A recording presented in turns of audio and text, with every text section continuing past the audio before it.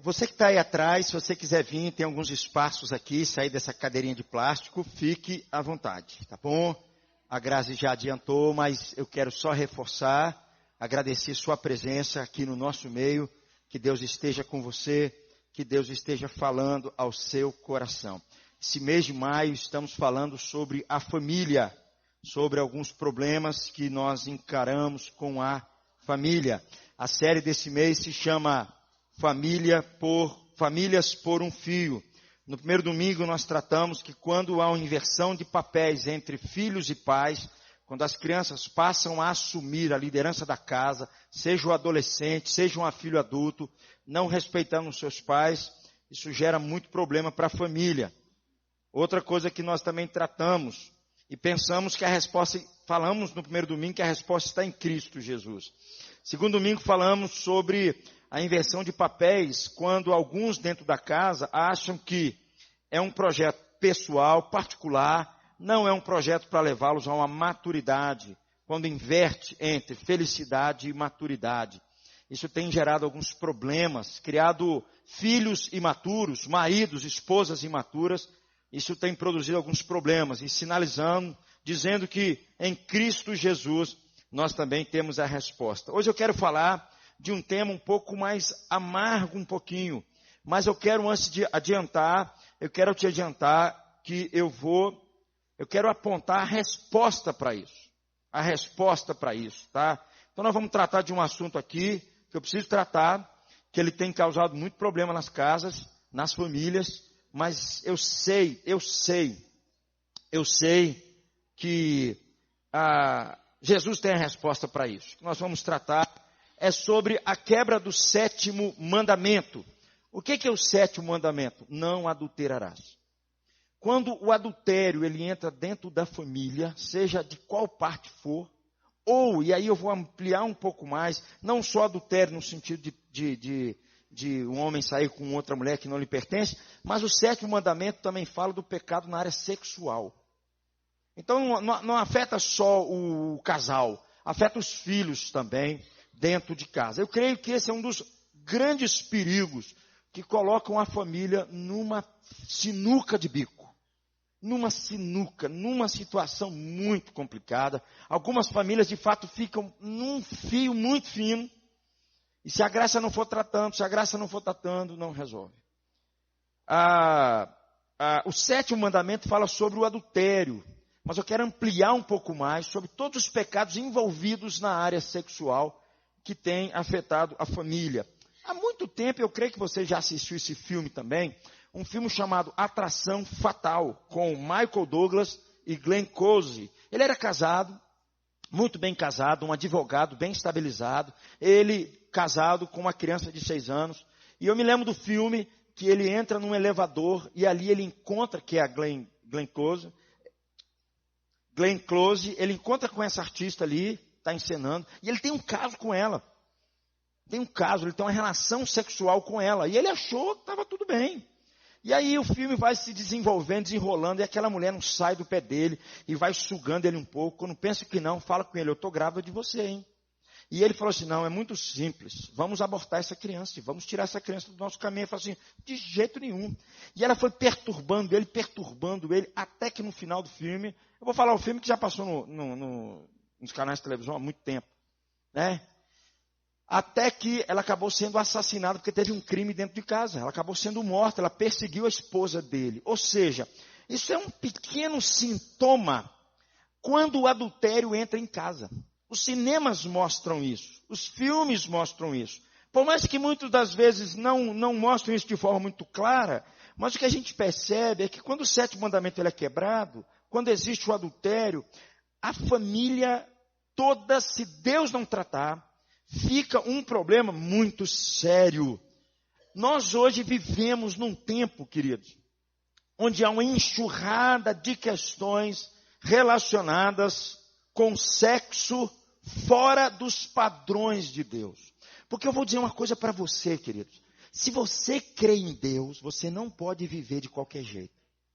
Se você crê no Deus das Escrituras, você não pode dar o direito que você pode se comportar de qualquer jeito. Se você se comporta de qualquer jeito, eu vou te adiantar uma coisa. Você tem que rever o Deus das Escrituras.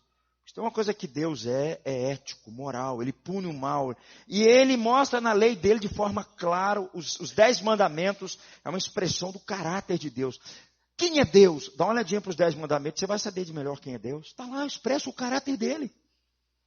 Então hoje nós vivemos numa enxurrada de pecados na área sexual que fogem aos padrões de Deus. Por exemplo, nós assistimos de cadeira questões de união entre pessoas do mesmo sexo, né? Domingo passado eu comentei aqui na quarta-feira, mas quando terminou o culto eu cheguei em casa, não gosto de ver Fantástico. Confesso para vocês que eu não gosto, mas aí Regiane fez um negocinho lá, eu estava comendo, e aí eu estava comendo aquele negocinho, estava passando um programa falando sobre a família. Alguém viu esse negócio? Falando sobre a família. E aí ele pegou falando, o melhor dicionário no Brasil hoje se chama UAS, é melhor do que o Aurélio, muito melhor do que o Aurélio. E ali um dos lexicógrafos, são os caras que estudam sobre o significado daquela palavra, daquele termo e tudo mais, eles estavam trazendo uma nova definição de família que vai cair nos dicionários. Como é que era a definição antiga? Pessoas debaixo do mesmo teto, pai, mãe e um filho. O novo conceito é pessoas relacionadas por uma questão de relação familiar, que eles estão juntos por questões afetivas. Opa, peraí, tem um negócio errado aí.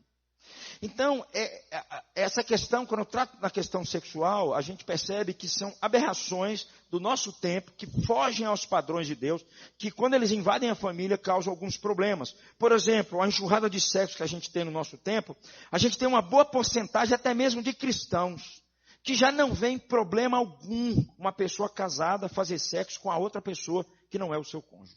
Eu estou falando dentro do ambiente cristão, dentro do ambiente evangélico. Nós chegamos até mesmo ao ponto de algumas aberrações assim, aos extremos, gente. Eu estou falando isso aqui, são pesquisas que são feitas em igrejas, mais no contexto americano do que no nosso contexto. No Brasil ainda não existe essa pesquisa, eles gostam de fazer muita pesquisa lá. E uma das coisas que mais te mostro é isso. Sem problema algum, muitos cristãos já aceitam, como se fosse uma coisa muito comum, eu aceitar uma pessoa casada manter relação sexual com outra pessoa, e essa coisa vai tomando proporções muito grandes. Outra coisa que a gente percebe nessa área, que muitos já aceitam, por exemplo, que sexo antes do casamento é uma realidade muito comum entre os jovens. Não há problema nenhum. Existem algumas famílias que existe até uma anuência. Não, para o meu filho não pegar uma doença lá fora, traz o namorado dele, põe aqui dentro. E aí é toda uma anuência da família com respeito a um sexo sem nenhum compromisso. Muitos já não acham errado manter uma questão sexual fora do casamento. Há também entre nós uma porcentagem enorme de homens e mulheres cristãos envolvidos com pornografia. Muito grande, muito grande. Não é só lá fora, mas é muito grande envolvido com pornografia. Queridos, isso traz problema dentro de casa.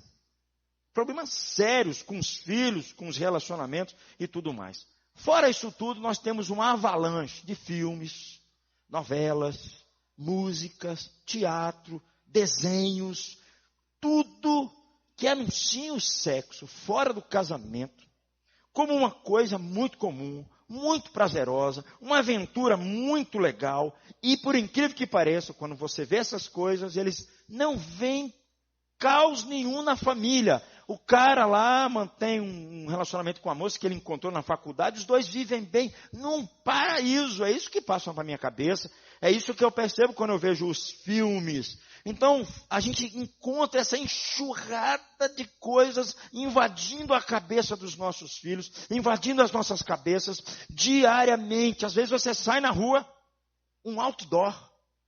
Eu lembro, há muito tempo atrás, prefeitura aqui de Belo Horizonte, um cara pegou um prédio grandão, ele colocou uma propaganda enorme de uma mulher seminua, e aí estava causando muito acidente de carro.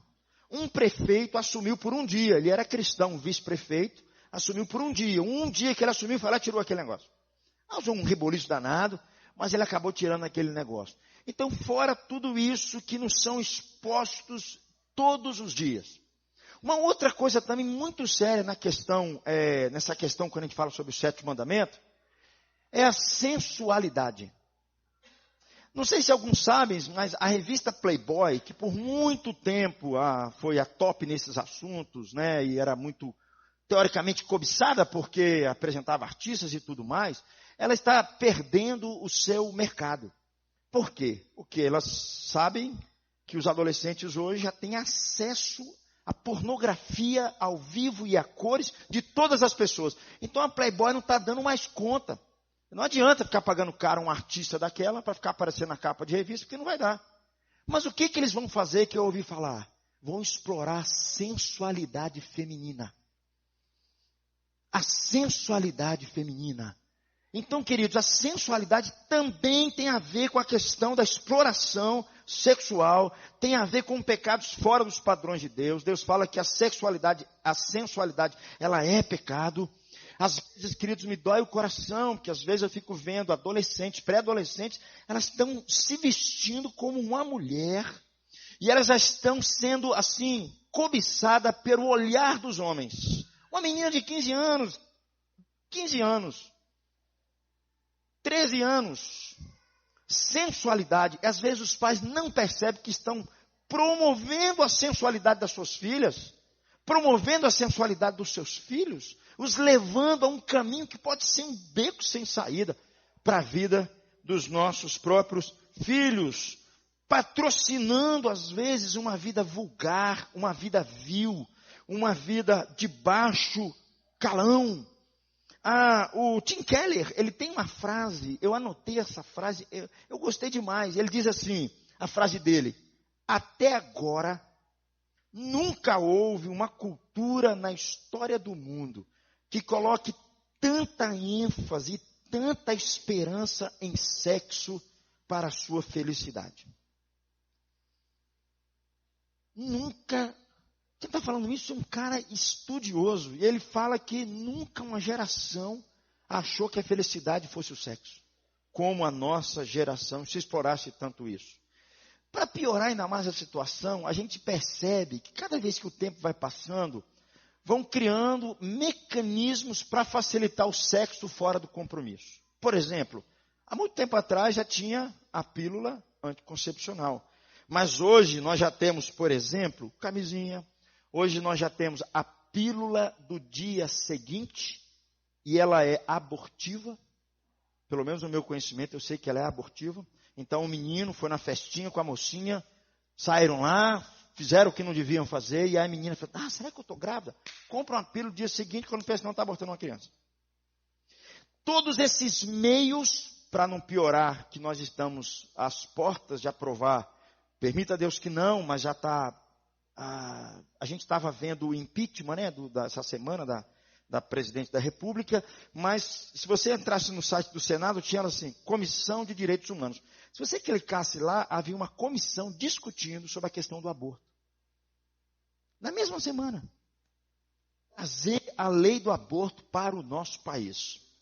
Tudo isso só facilita, só patrocina e só confirma uma coisa que Jesus falou há muito tempo, Sérgio. Jesus, na época dele, ele falou uma frase que eu gosto de repetir essa frase. Foi Jesus quem disse. Ele diz assim: uma geração má e adúltera. Na época de Jesus, não tinha internet. Na época de Jesus, não tinha pílulas. Na época de Jesus, não tinha lei do aborto. Mas Jesus olha para a sua geração, para o seu tempo e fala: essa é uma geração adúltera.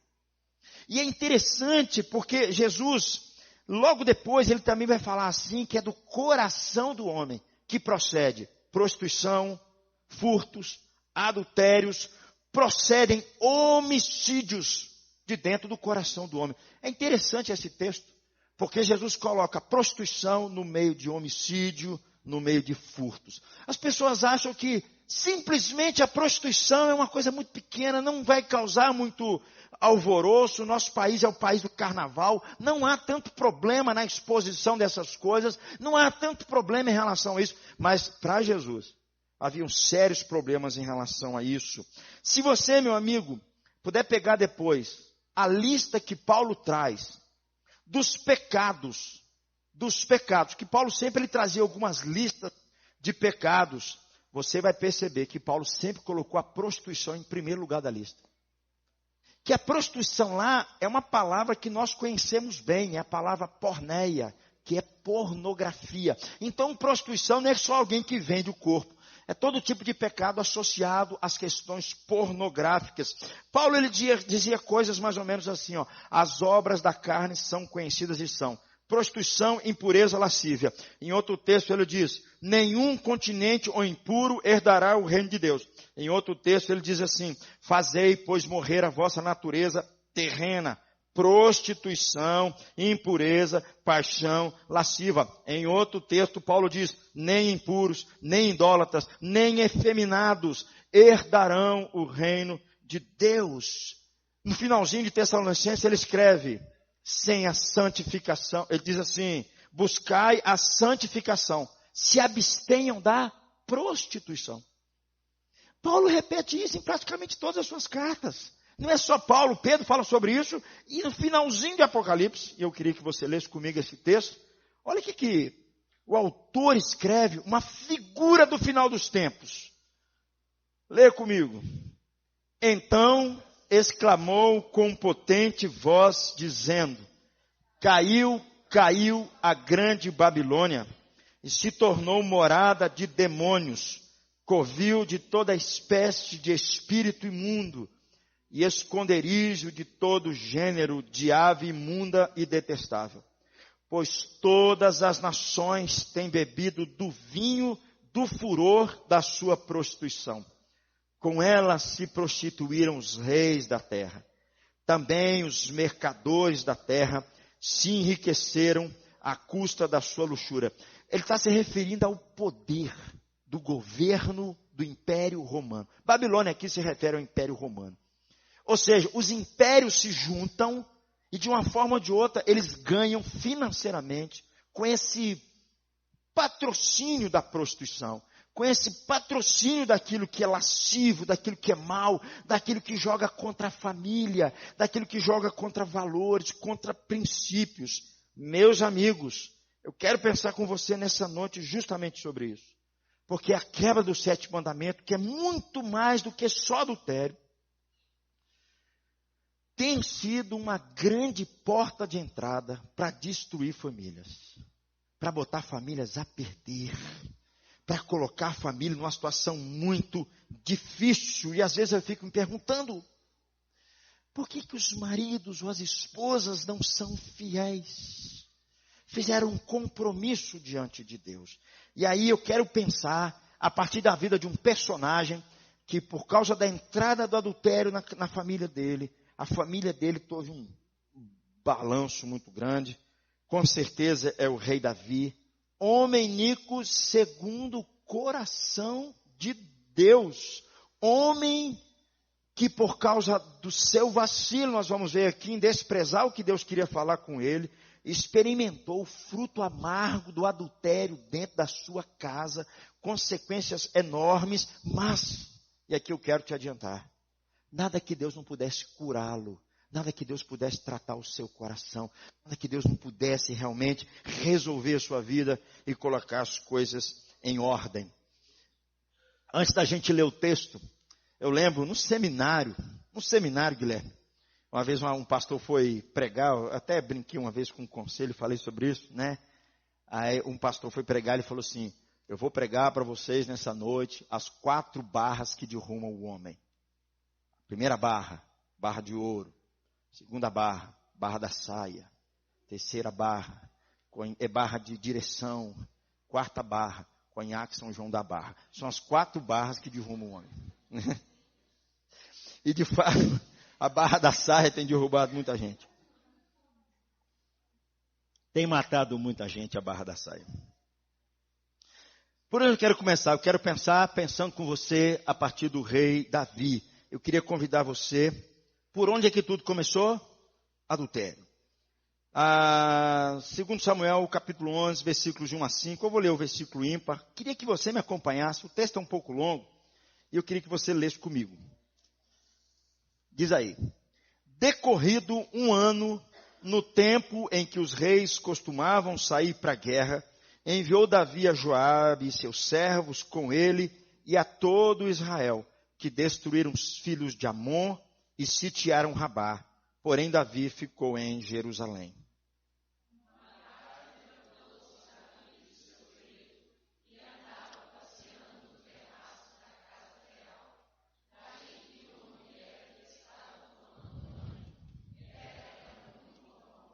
Davi mandou perguntar quem era. Disseram-lhe, é Batseba, filha de Eliã e mulher de Urias, o heteu.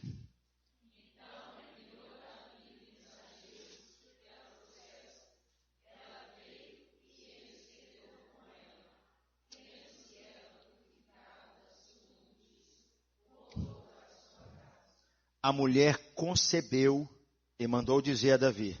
Mandou um WhatsApp para ele. Estou grávida. Queridos, quando eu leio esse texto, eu fico tentando imaginar. Tem um texto em Provérbios que diz assim, que quando um jovem, ele está sendo levado por uma mulher adúltera, ele é como um boi que está sendo levado para o matadouro. É isso que está acontecendo com Davi aqui. É um boi que está sendo levado para o matadouro. Ele está a caminho de morte por causa da sua escolha, por causa da sua vida. Eu creio, meus irmãos, que Davi, no primeiro momento, ele desconsidera tudo aquilo que ele aprendeu da lei de Deus. Nós sabemos que Davi teve uma experiência muito grande de amor com Deus. É um homem que confiou muito em Deus. É um homem que nós lemos textos aqui, a Grazi trouxe para nós, salmos que ele escreveu, que enche o nosso coração, alimenta a nossa alma. Mas Davi vacilou. E quando eu ouço esses negócios, eu fico pensando, meu Deus, o apóstolo Paulo diz, quem está de pé, veja para que não caia. Essas coisas pegam todo mundo. Pega todo mundo, pega pastor, pega qualquer um pega. Hoje, no contexto do pastorado, uma boa parte dos pastores estão fora do ministério, é por causa do pecado de adultério. É por causa do pecado de adultério. Uma boa parte dos pastores. Gente de Deus, gente séria. Davi aqui, no momento, não considerou o ensino de Deus no coração dele. Estava sozinho, reinado sozinho, o povo tinha saído para a guerra, estava bem no seu palácio, olha para cima, vê a mulher no terraço, fala assim, é hoje. A vê tomando banho, devia ser uma mulher muito bonita, e manda chamar aquela mulher e se deita com ela. Ele se aproveita do seu posto, se aproveita do seu poder, se aproveita do seu reinado, do seu reinado, para poder chamar aquela mulher e fazer o que ele fez. Eu creio, meus irmãos, que eu entendo por aqui que, como diz Tiago, que tudo começa com a cobiça. A cobiça, depois que ela é concebida, ela gera o pecado. E o pecado, uma vez consumado, ele gera a morte. Davi estava a caminho de morte, porque abriu seu coração para a cobiça, cobiçou uma mulher com seus olhos, se deixou atrair por aquela mulher, se deixou levar pelo olhar daquela mulher, pela atração daquela mulher, pela sensualidade daquela mulher, e foi como um boi para o matadouro. Muitos se esquecem, queridos, que adultério é caminho de morte. É um caminho que abre portas para brigas, para discussões dentro de casa, para tristeza, para amargura no coração, para angústias, para desestabilidade, para desconfianças. Abre isso tudo dentro de casa.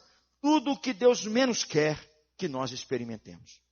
Então, no primeiro momento, essa é a situação, que desestabiliza e coloca a família por um fio.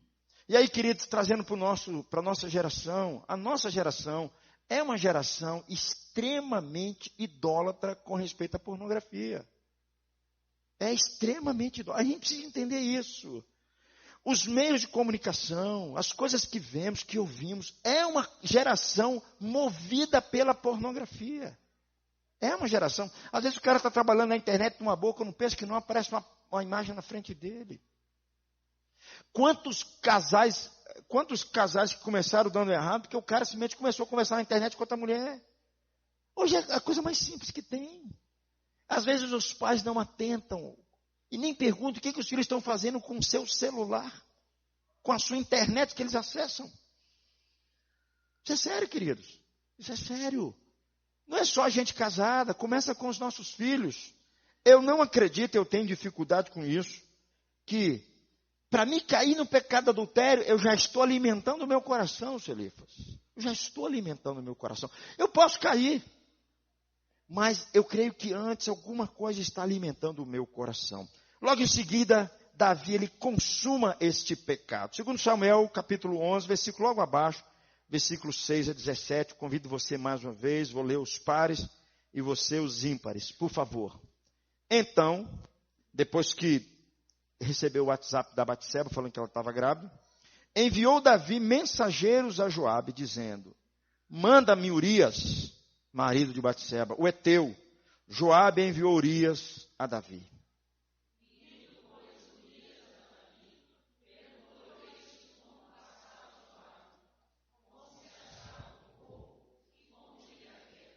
Depois disse Davi a Urias, desce à tua casa, lava os pés. Saindo Urias da casa real, logo se seguiu um presente do rei.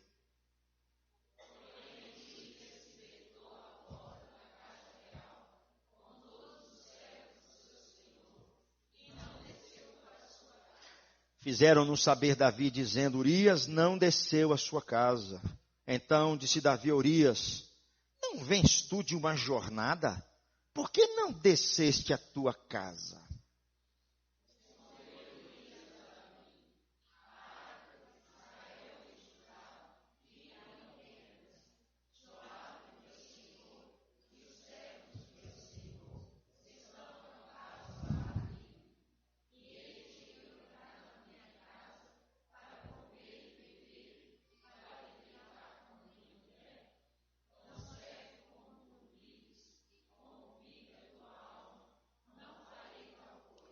Então disse Davi a Urias, demora-te aqui ainda hoje, e amanhã te despedirei. Urias, pois ficou em Jerusalém aquele dia e o seguinte.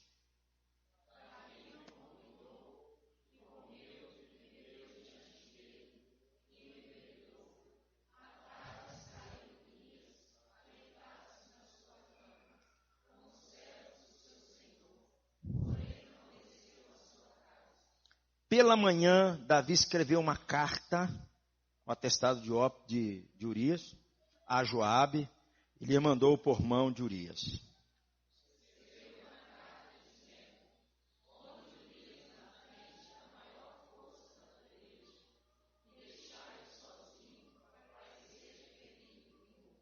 Tendo, pois, Joabe sitiado a cidade, pôs a Urias no lugar onde sabia que estavam homens valentes.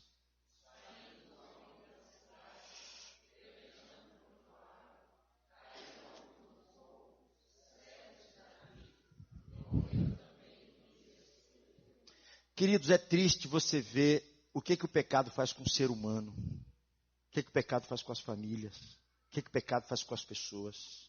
Davi comete adultério. Logo em seguida ele entra numa série de crimes que envolve mentiras, envolve o desejo de matar uma pessoa e consegue matar essa pessoa, envolve o seu nome vai embora no meio daquela confusão. Davi, ele comete um crime. Ele busca esconder o seu pecado. Ele busca colocar o seu pecado na conta de uma outra pessoa e achar que estava tudo bem. Ele busca encobrir o seu erro. Ele busca jogar isso na conta do outro. Davi, ele estava arquitetando o mal. Ele estava premeditando o mal no seu coração. O pecado de Davi cegava a sua consciência, abafava os seus ouvidos, endurecia o seu coração. Queridos, é lógico, quem está por trás disso aqui é o diabo. Satanás está por trás disso aqui. Mas quem é responsável é Davi. Foi o seu coração que endureceu. E ele nem percebe que ele está flertando com o diabo. Tem gente que se abre para o pecado e não percebe que está flertando é com Satanás. Está abrindo porta, não é só para destruir sua família e sua vida. Ele está flertando é com o diabo. Ouvindo aquilo que o diabo está orientando o seu coração e ele vai naquele embalo, naquele som e não vai se importando. Às vezes pessoas se colocam no seu caminho, mas ele insiste naquele pensamento. Aqui, meus irmãos, nós sabemos de forma muito clara, Davi estava flertando com Satanás. Eu creio que muitas famílias hoje estão por um fio, porque tudo começa do mesmo jeito. Talvez não houve um assassinato premeditado como o de Davi. Mas existe muita mentira em jogo, muita falta de transparência, muita omissão, muita dor, muita paquera com Satanás. Eu tenho dificuldades, meus irmãos, de acreditar, como eu disse para vocês, que para a gente consumar o pecado, eu já não esteja alimentando ele no meu coração. Eu tenho muita dificuldade com isso. Eu tenho muita. Se eu alimentar a minha semana inteira com pornografia, se eu encher minha cabeça com essas coisas a semana inteira, com certeza, meu irmão, eu estou muito mais fácil, muito mais vulnerável para me cometer qualquer tipo de pecado em relação à área sexual. No meu caso, um adultério. Não é assim que a Bíblia fala no Salmo 1? Bem-aventurado é o homem que não anda no conselho dos ímpios. Percebe? É um processo.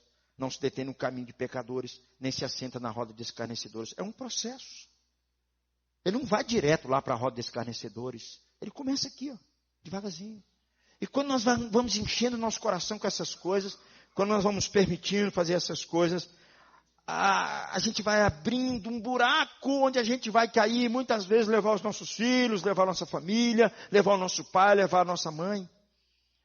Muitas pessoas ficam alimentando a sua alma com pornografia, com imoralidade, flertando com adultério, cobiçando com os olhos, com os ouvidos, armando a sua cama por adultério. Queridos, a Bíblia nos ensina de forma clara através da vida de Davi. Davi estava ficando cego, Felifas. Ele não pensou nas consequências. Se Davi tivesse nos dias de hoje, ele deveria pegar uns 60 anos de cadeia. Depende, né? Se for no Brasil, depende. Uma lei, quem julga, mas tudo bem. No mínimo 60 anos. Cometeu um crime. Mandou matar uma pessoa. Premeditou o crime inteiro. Ainda quis colocar na conta daquela pessoa. Davi estava armando para ficar com a mulher de Urias. Ele estava, tipo como muitas famílias que nós encontramos, fazendo uma armadilha para cair no próprio inferno. É isso que acontece aqui. Isso, queridos, para mim é uma tristeza muito grande. Começa com uma cobiça. Começa com um desejo. Começa com um desejo desordenado. Foi assim que começou com Davi. Mas Davi, depois que ele consumou, ele gera a morte, de acordo com o texto de Tiago. Vamos ler comigo 2 Samuel, o texto logo abaixo, versículos 26 e versículos 27, por favor. Vamos ler esse texto, eu vou ler o par, você lê o ímpar.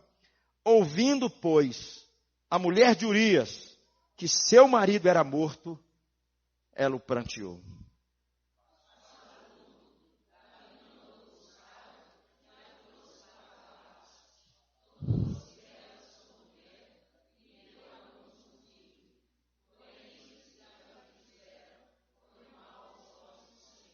Isso que Davi fez foi mal aos olhos de Deus.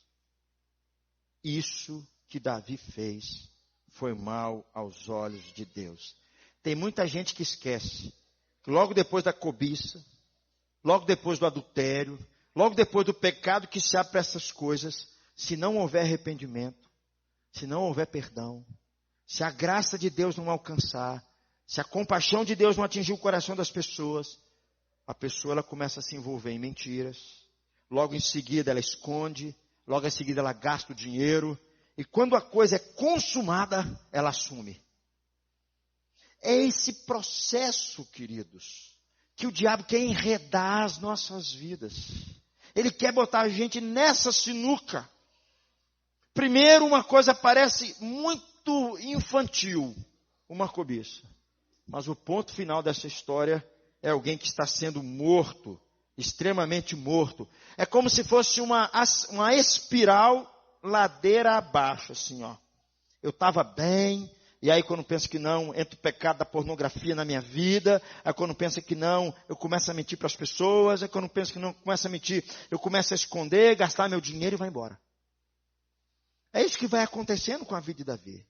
Eu sei, meu amigo, que não é bem isso que a novela nos mostra, não é bem isso que os filmes nos anunciam. Os filmes anunciam que é a melhor aventura que um jovem solteiro pode fazer quando encontra com a mulher. É a melhor aventura que tem para um homem casado largar aquela, como as novelas dizem, aquela jararaca, e nós ficamos torcendo que aquela mulher realmente não presta. Ele encontrou uma melhor, larga aquela porcaria e vai viver o seu grande amor.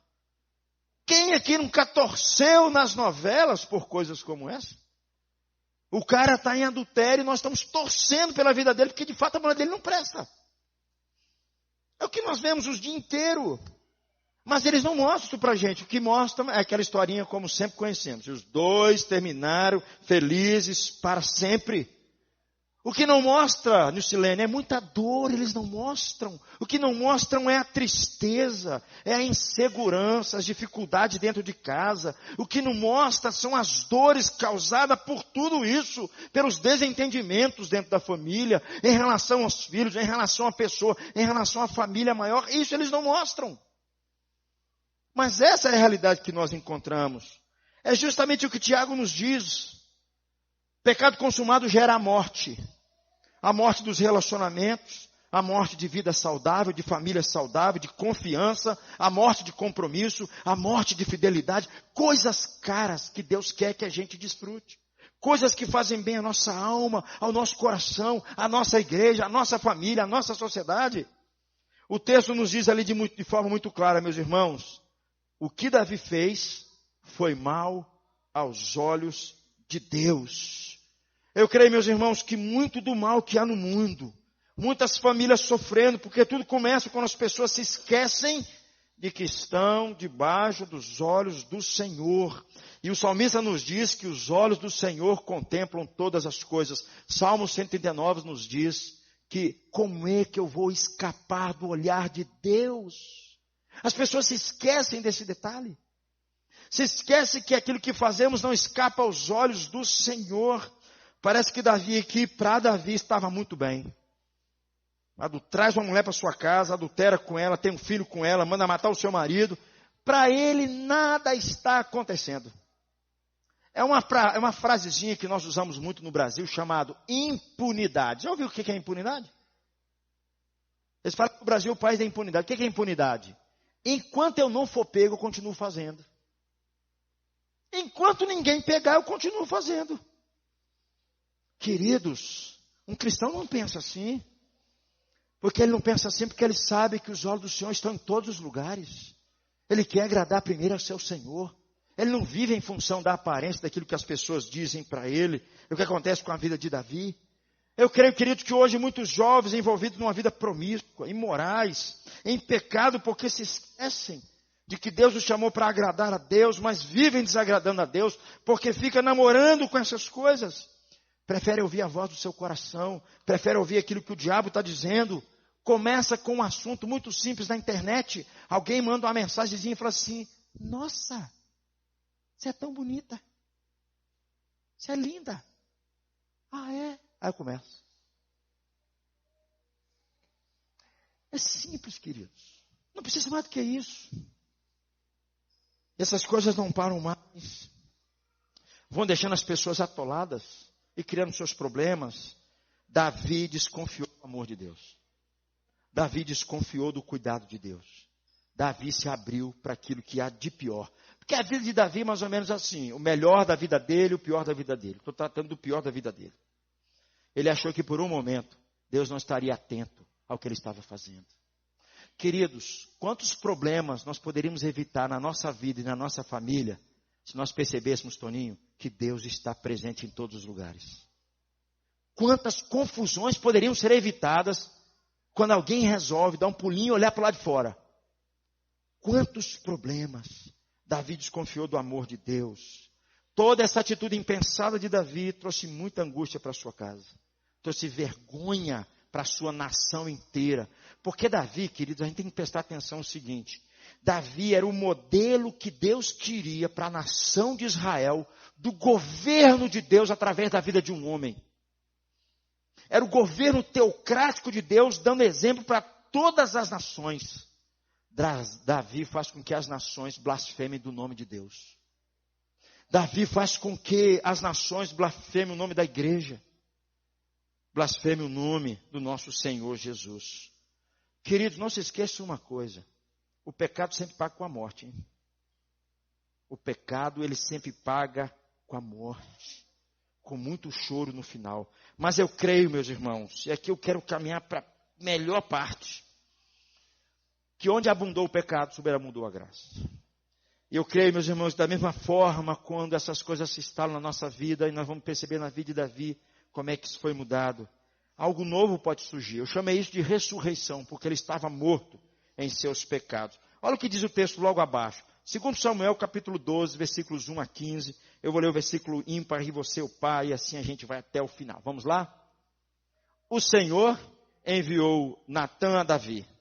Chegando Natã, Davi disse-lhe, havia numa cidade 2 homens, Davi, um rico e um pobre.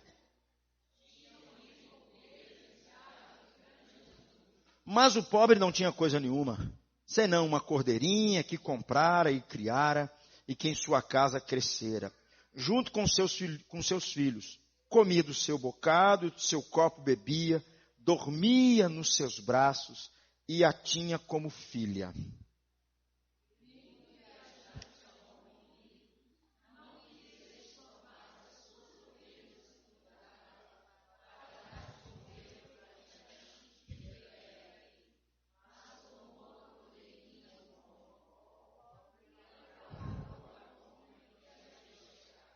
Então o furor de Davi se acendeu sobremaneira contra aquele homem e disse a Natã, tão certo como vive o Senhor, o homem que fez isso deve ser morto.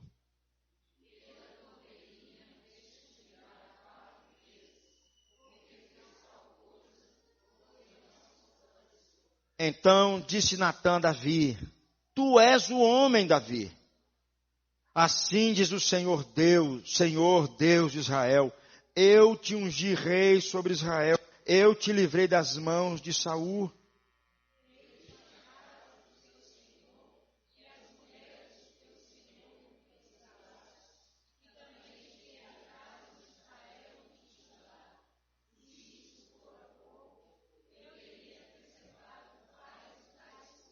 Porque, pois, desprezaste a palavra do Senhor, fazendo o que era mal perante ele, a Urias, o heteu, feriste a espada, e a sua mulher tomaste por mulher, depois de o matar com a espada dos filhos de Amon.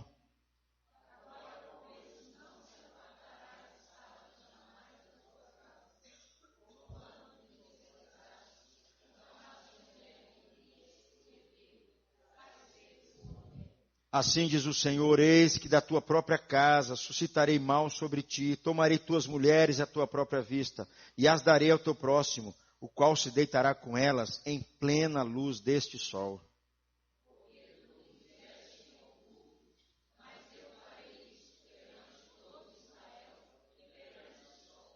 Então disse Davi a Natã, pequei contra o Senhor. Disse Natã a Davi, também o Senhor te perdoou o teu pecado. Não morrerás.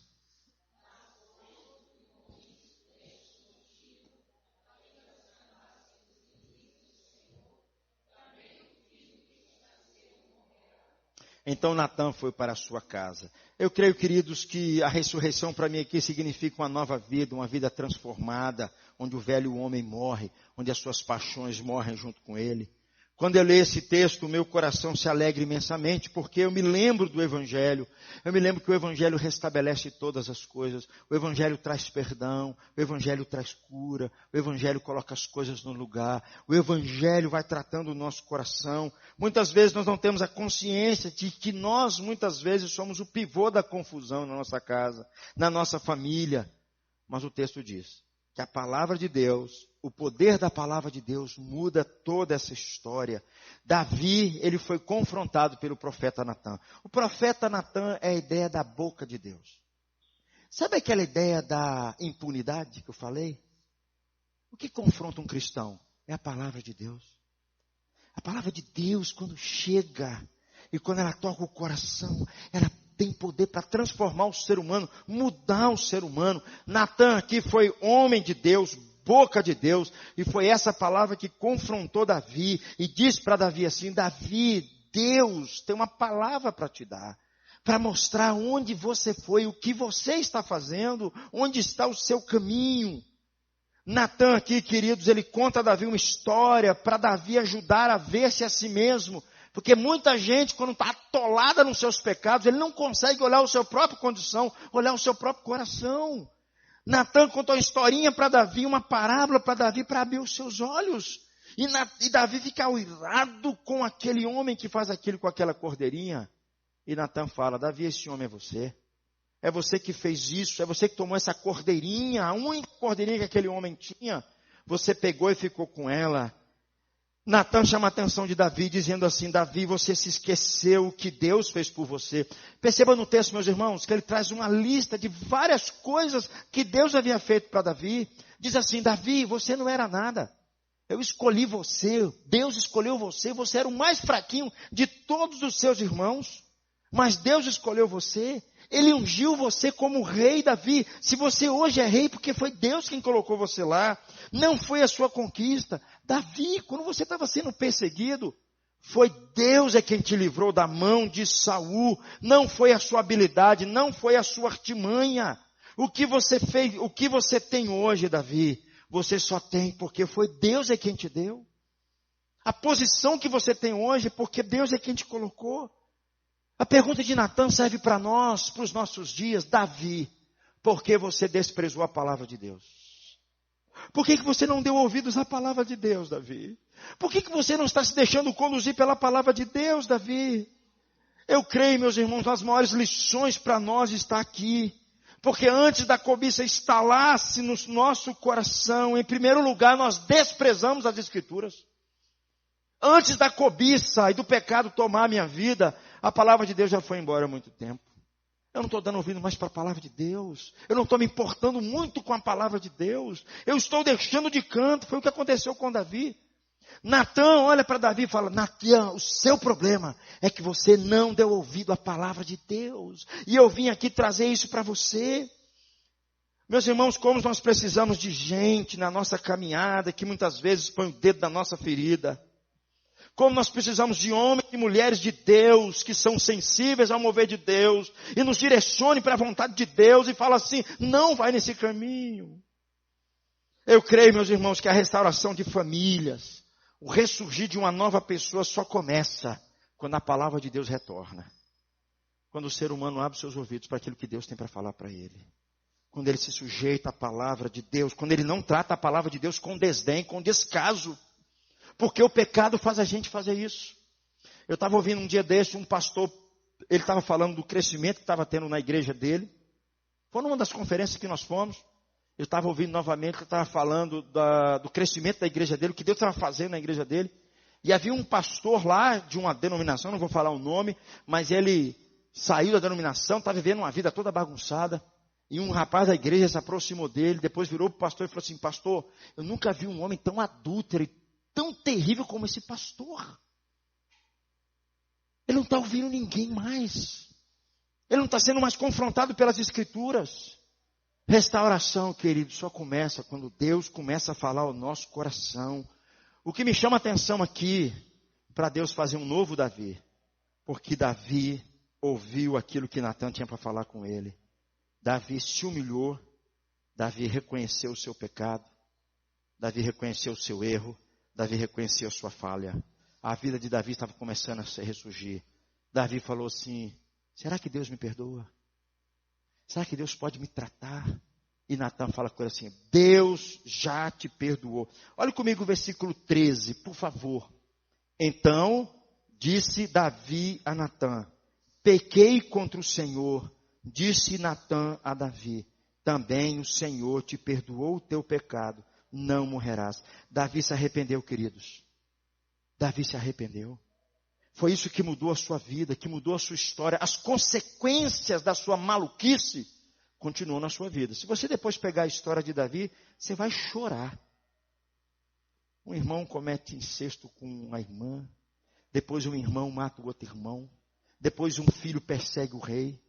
Depois isso aqui que o profeta falou acontece no terraço, quando Davi foge, né? As mulheres, as concubinas de Davi mantêm relação sexual com a turma de Absalão em pleno sol de meio-dia.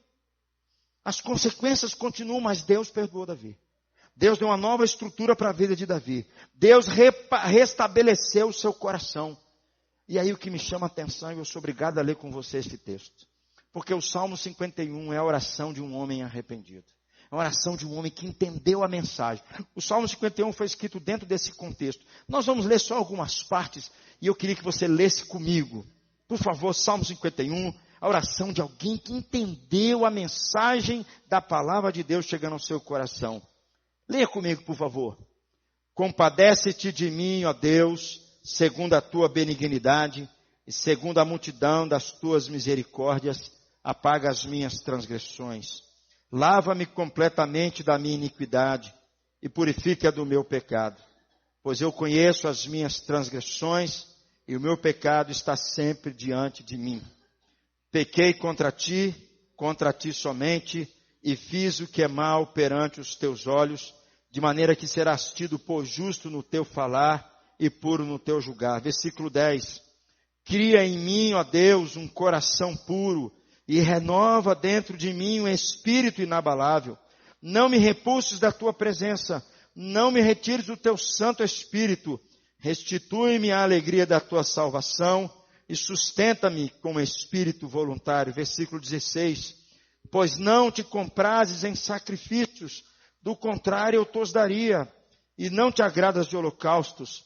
Sacrifícios agradáveis a Deus são espírito quebrantado, um coração compungido e contrito, não desprezarás, ó Deus. Meu amigo, você quer ter uma vida nova, meu amigo? Ore como Davi. Se você está enfrentando situações como essa, ore como Davi. Deus, tem misericórdia da minha vida. Cria em mim um coração novo. Cria em mim um coração puro. Deus, o que agrada o Senhor? São sacrifícios? São ofertas? Não. O que agrada o Senhor é quando eu me arrependo. Quando eu reconheço, Deus, o que eu fiz? Que caminho que eu tomei? Esse é isso que Davi está dizendo. Cria em mim, ó Deus, um coração puro. Não tem sacrifícios que agradam o Senhor, mas um coração arrependido. Tem uma frase que diz assim, que o arrependimento é duro. O arrependimento, ele é doloroso. O arrependimento, ele é difícil. Mas é a única maneira da gente conseguir paz. Não tem outra saída. O arrependimento, eu costumo dizer, meus irmãos, que Davi foi o homem segundo o coração de Deus. Mas ele foi o homem segundo o coração de Deus, não porque não falhou. Não. Cometeu crimes enormes, como vemos. Mas foi por causa da profundidade do seu arrependimento. É por isso que era um homem segundo o coração de Deus. E é isso que anima o meu coração. Porque é isso que Deus quer ver da minha vida. É isso que Deus quer ver de nós. Nesse mundo embalado de tudo quanto é porcaria que a gente imagina, que destrói as nossas famílias por inteiro e nos leva a uma vida que desagrada a Deus. Como diz C.S. Lewis, queria que você lesse comigo. C.S. Lewis diz assim, um cristão não é um homem que nunca vai errar, mas é um homem que está habilitado a se arrepender. Eu quero concluir, queridos, essa fala. O adultério de Davi levou o inocente Urias à morte. O marido daquela mulher pegou seu atestado de óbito, colocou debaixo do braço, entregou para o comandante falou assim, qual que é o lugar mais difícil? É ali, põe esse cara lá. Levou seu próprio atestado de óbito. As inconsequências do pecado de Davi levou um homem à morte, um homem inocente à morte. Olha o que diz o versículo que nós lemos, versículos 14 e 15. Leia comigo, por favor. Pela manhã, Davi escreveu uma carta a Joabe e lhe mandou por mão de Urias. Escreveu na carta dizendo, ponde Urias na frente da maior força da peleja e deixai-o sozinho, para que seja ferido e morto. Urias, ele foi colocado, como o texto nos diz, na frente da maior força de peleja. Ele foi deixado sozinho, para que ele fosse ferido e morresse. Para que eu e você, meus irmãos, possamos ser livres da garra do adultério, da garra da pornografia, da prostituição que arrasa e destrói famílias. É preciso que um inocente morra. Para que nós possamos ter vida novamente, nós não sermos mais escravos dessas paixões de cobiças. Nós precisamos, queridos, de um verdadeiro Urias. Nós precisamos que alguém enfrente a maior de todas as pelejas que a humanidade já enfrentou, que é a morte e o pecado. E na cruz, ele seja deixado sozinho. Jesus é o verdadeiro Urias, que foi deixado sozinho naquela cruz, para pagar o meu e o seu pecado e nos livrar da escravidão, do adultério, da prostituição. Foi isso que Jesus fez. Ele é o genuíno Urias, o verdadeiro Urias, que enfrentou a pior peleja que o ser humano possa imaginar. Olha o que diz Isaías, capítulo 53, versículo 4. Certamente, Ele tomou sobre si as nossas enfermidades e as nossas dores levou sobre si. E nós o reputávamos por aflito, ferido de Deus e oprimido. Essa palavra ferido é a mesma palavra que aparece para Urias. E depois lá em Mateus capítulo 27, versículo 46, ele foi deixado sozinho.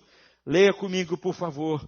Por volta da hora nona, clamou Jesus em alta voz, dizendo: Eli, Eli, lama sabachthani, que quer dizer: Deus meu, por que me desamparaste? Jesus foi o verdadeiro e maior Urias que enfrentou a maior peleja, deixado sozinho na cruz, ferido e morto, por causa da humanidade adúltera, por causa de homens e mulheres adúlteros. Foi na cruz que Jesus mostrou o seu amor por nós, queridos. Foi na cruz que a ira de Deus pelos nossos pecados foi desviada.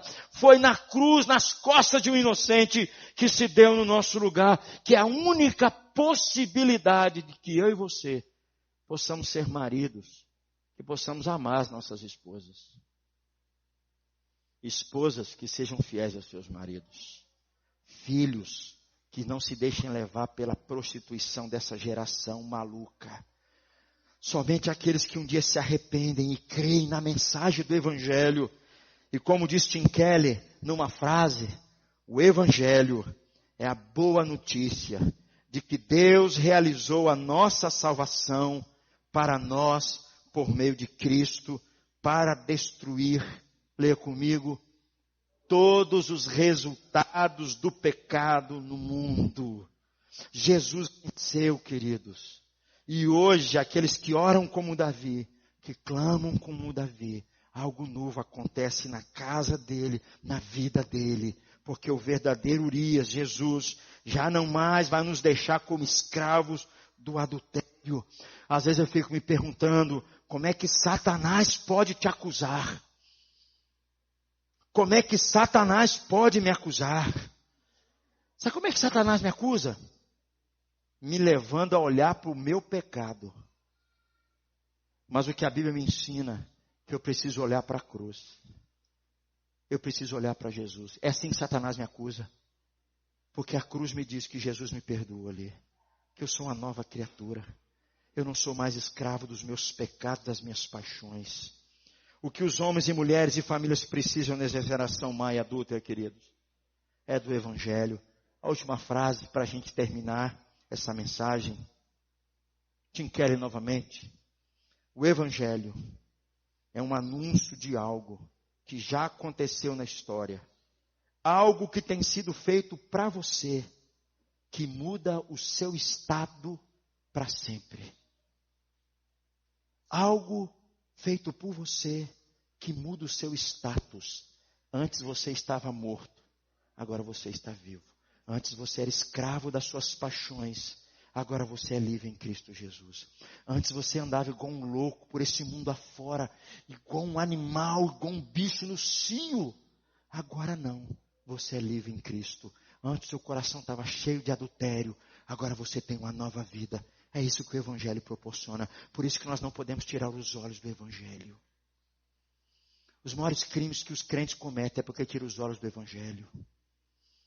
Tira os olhos daquilo que Cristo fez por ele. Porque o Evangelho sempre diz para nós assim: você merecia a cruz, mas o meu amor, o amor do meu filho, pagou por você naquela cruz, sem você merecer. E aqueles que se arrependem e creem, têm uma nova vida. Davi cometeu os seus maiores crimes. Levou sua família a uma bagunça. Mas algo novo aconteceu na vida dele. Porque Davi se arrependeu. Eu creio, queridos, essa é a mensagem que nós precisamos para a nossa vida e para a nossa família. Eu queria orar por você. Eu queria pedir a Deus pela sua vida. Eu queria que você orasse primeiramente por você. Porque eu não sei o que você anda fazendo, eu não sei o que você anda vendo, eu não sei com quem você está saindo, o que você está ouvindo e vendo. A única coisa que eu sei é que Jesus tem poder, querido, para transformar a sua história, mudar a sua vida, fazer de você uma pessoa nova, não fazer você escravo do adultério, não fazer você trazendo tanto prejuízo para a sua família. Nós vamos orar. Queria que você orasse por você nesse momento.